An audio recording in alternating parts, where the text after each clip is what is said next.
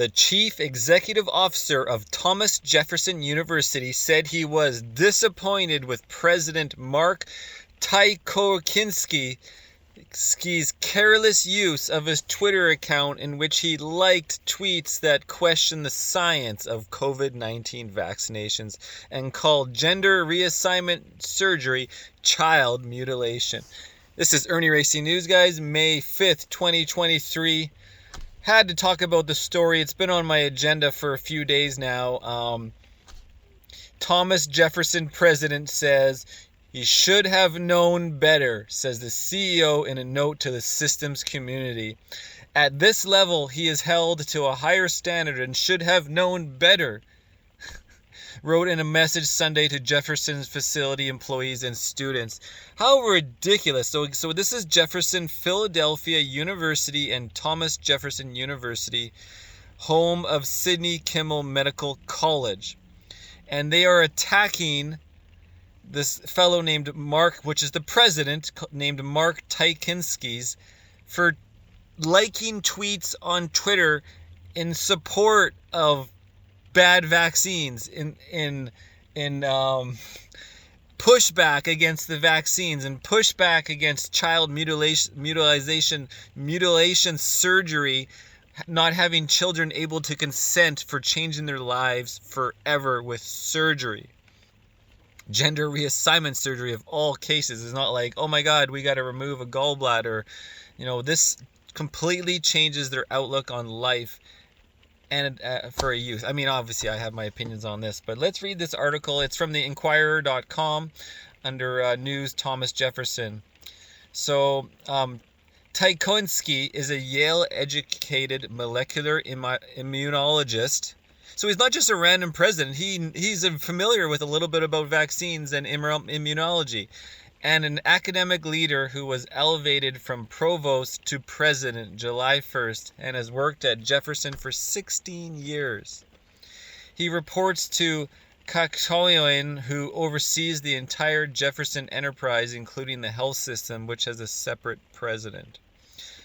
The Kachoyan's email to the Jefferson community, which included a letter of apology from Tykockinski, came a day after the Inquirer published a story in which employees and others were critical of Tykockinski's like history on his Twitter account, which identifies him as president of Jefferson, dean of the Sidney Kimmel Medical College. 2 years after the introduction of mRNA COVID vaccines have proven what we should all have expected, said on a December 11th tweet by Alex Berenson, once called the pandemic's wrongest man by The Atlantic. Here's on the propaganda. Another in a long line of overhyped, rushed, profit-driven big pharma flops with weak long-term efficacy and a lousy side effect profile. That was among nearly 30 tweets by Berenson that Tykockinski liked in the last year. So let me re-say it. So the president, Tykockinski, liked this tweet by they called the pandemic's wrongest man. Well, obviously that's not true. That's his name. He liked nearly 30 tweets by Berenson. Okay? And so they're quoting the tweets here. Another in a long line of overhyped, rushed, profit-driven, big pharma flops with weak long-term efficacy and a lousy side effect profile. So he liked that tweet. That was among nearly 30 tweets by Berenson that Tykockinski liked in the last year. That tweet remained on Tykockinski's like list as of early Monday afternoon, though some of the others that the Inquirer reported Saturday, including one calling gender reassignment surgery child mutilation, were removed. So obviously Tykockinski is being attacked by these far left extremists at his work, around his work, and at the Inquirer, these mainstreams. And then he's trying to clean house now, or clean up his tweets, right, to remove some of the attack or the evidence for them to attack, which is totally fine of him to like those tweets. Of Tykockinski's 539 likes that existed before the Inquirer story was posted, 348 remained by early afternoon By middle afternoon, it was down to 203. Yeah, we understand you bitches. He's removing the tweets because you're attacking him. I'd like to know who owns the Inquirer, however you say it, Inquirer. Tykoinski, who's 70 years old, wow, he's an old fellow, told the Inquirer in an email that he likes tweets to bookmark them to learn more about the subject matter or the particular viewpoint, and he did not endorse the tweets or the person tweeting those thoughts. So yeah, he's trying to like backpedal and have a defense, which is fine. He's entitled to make a defense against these outlandish accusations of him. Yes, he likes the tweets. We all know he liked the tweets. I like the tweets too. But yeah, he's being attacked, so he's having to backpedal, the 70-year-old immunologist, in his letter of apology. And he's making an apology letter. So yeah, he's being attacked and he's caving in. In his letter of apology to the Jefferson community, Tykinski said he does not believe vaccines are harmful and noted that he and all members of his family received the COVID-19 vaccines. Well, maybe he didn't when they first got them, but I'm sure he knows now. I understand that my lack of knowledge on the Twitter platform created questions and unintentionally offended many, he wrote in his apology message. Please be assured that will be a learning experience and I will grow as a person and professionally from this misstep. It's really difficult to actually have to read him apologizing for something that he should never apologize for. But this is what happens when people get attacked. It's as if I paid Conrad Erb's tickets and apologized to him and gave in to his tyranny. But Jessa Lingle, an associate professor of communication and gender, sexuality, and women's studies at the University of Pennsylvania, was critical of Tykinski's response to being asked by the Inquirer if he thought transgender surgery was child mutilation.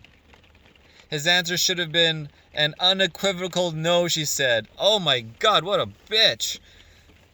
She wants to, affect these child's lives forever. She's pro-child mutilation. It's insane. Who are these people? Bunch of bitches. His answer should have been unequivocal no. Anyways, so in general, any issue involving children should be referred to a clinical expert at Children's Hospital who offer the full complement of services necessary. Oh my God. Giving these kids consent. Giving them consent to put needles in their arms for these experimental toy injections. Censor tube. The censorship is strong. Jefferson's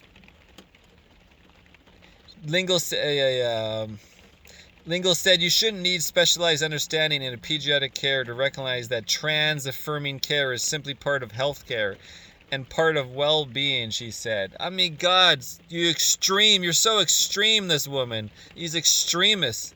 It's not a radical stance to say that trans-affirming care is not mutilation for children or anybody. Jefferson spokesperson Angela D. Sobos said, Jefferson intends to use this opportunity as a teaching moment regarding the understanding, impact, and prudent use of social media. Patricia D. Wellingbach, chair of the Thomas Jefferson University Board of Trustees and president and CEO of the Please Touch Museum, said in an email Monday afternoon that the situation is getting my and the board's full attention. Oh, this is absolutely full attention. Caccioni, in his message, further went on to emphasize that a diverse, equitable, and inclusive environment is fundamental to Jefferson's mission, and the COVID-19 vaccines save countless lives. Sure they do. Jefferson followed all guidelines, including requiring employees and students to be vaccinated, he wrote. Another sad, sad story in the world today of America. America. Welcome to America, where we force experimental vaccines on everybody. And in Canada, where they have extreme coercion. Get this shot or else you won't have a job, you won't be able to travel, you won't be able to go to the hospital, you won't be able to visit your loved ones or friends, blah, blah, blah. The world is fucked. Irnieracing News.